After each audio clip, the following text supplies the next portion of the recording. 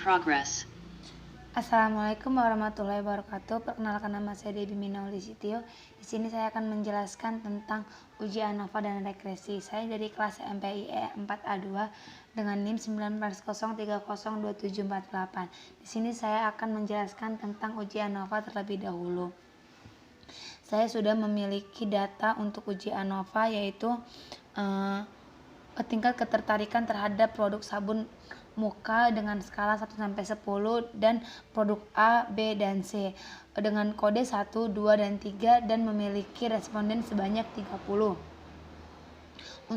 Untuk uji ANOVA ini yang lebih dari 2 kelompok dan diperlukan hipotesis H0 dan H1. Di sini saya sudah memiliki variabel respon dan produk. Langsung saja ke SPSS, ke data view-nya. Di sini saya sudah untuk di value-nya itu dapat mengubah untuk produk A, B, dan C-nya itu. Dan langsung saja kita ke analyze, ke compare means, langsung ke one way ANOVA, langsung kita pindahkan respon itu ke dependent dan produk itu ke faktor. Langsung kita ke option dan memilih ini descriptive dan homogeneity of variant tense. Langsung kita continue dan kita klik OK. Kita menunggu hasilnya, dan dari sini kita dapat melihat bahwa min dari produk A itu 4,5667 dan produk B itu 6,2667 dan produk C itu 8,00333, dan untuk total minnya keseluruhan itu 6,2889. Dan kita bisa melihat bahwa F hitung dan F tabelnya itu yang pertama untuk F hitung itu terdapat 97,788, dan untuk F tabelnya itu kita akan lihat dari sini, yang dimana untuk DF-nya itu 2 dan untuk penyebutnya itu 88, dikarenakan 90 dikurang 2 sama dengan 88. Kita akan mencari 88 dan DF2 itu terdapat 3,10. Kita kembali ke data SPSS, dan yang dimana artinya itu F hitung itu lebih besar daripada F tabelnya, maka dengan signifikan 5% di sini H0 ditolak. Lanjut, kesimpulannya terdapat perbedaan antara produk A, B, dan C. Selanjutnya untuk perhitungan regresi, yang dimana uji regresi ini untuk menguji apakah terdapat pengaruh antar variabel, dan uji regresi ini terbagi menjadi 2. Yang pertama itu ada uji regresi linear sederhana dan uji regresi linear berganda. Langsung saja saya sudah memiliki data untuk regresi yang pertama, yaitu spin dan distain untuk variabel X dan Y-nya. Langsung kita ke SPSS. Di sini saya juga sudah membuat. Kita langsung ke analyze, kita ke regression, kita ke linear, lalu kita pindahkan distain-nya itu untuk distain-nya itu untuk dependent dan spin-nya itu untuk variabel independen. Langsung kita ke statistik, kita pilih ini confidence interval. Langsung kita continue, langsung kita klik OK. Di sini sudah muncul untuk regression-nya itu yang dimana hasil dari model. Kita bisa menentukan model dari uji regresi linear sederhana. Di sini kita melihat dari kolom B untuk konstannya itu min 17,631 dan untuk spinnya itu 3,934. Kita akan membuat model uji regresi linier sederhana. Y sama dengan A tambah B BX. Y sama dengan min 17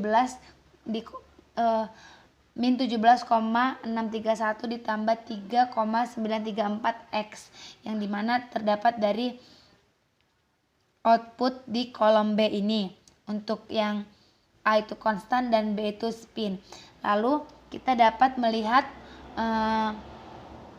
uji regresinya ini, yang dimana H0 itu tidak dapat mempengaruhi variabel dependen dan H1 itu variabel independen mempengaruhi variabel dependen.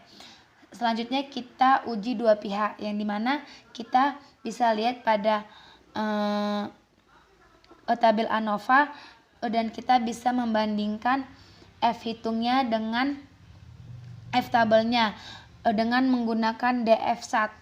Terdapat di sini DF1 dikarenakan 50 dan kita menggunakan penyebutnya 49 dikarenakan 50 dikurang 1 sama dengan 49.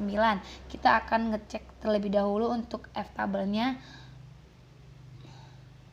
Untuk F tabelnya di DF1 dan 49 itu terdapat 4,04. Di sini kita kembali lagi bahwa yang artinya, dimana artinya itu F hitung lebih besar daripada F tabel, dan kesimpulannya itu signifikan 5% H0 ditolak, yang dimana terdapat pengaruh yang signifikan antara variabel bebas dengan variabel terikatnya.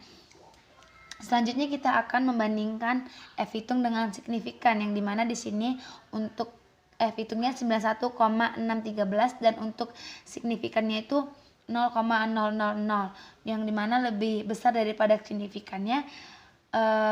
Jika kita sudah mengetahui F hitung lebih besar daripada signifikan, maka H0 ditolak dan terdapat pengaruh yang signifikan antara variabel X dan Y-nya. Dan kita dapat melihat dari koefisien determinannya untuk melihat seberapa besar si variabel X ini menyumbang ke variabel Y-nya.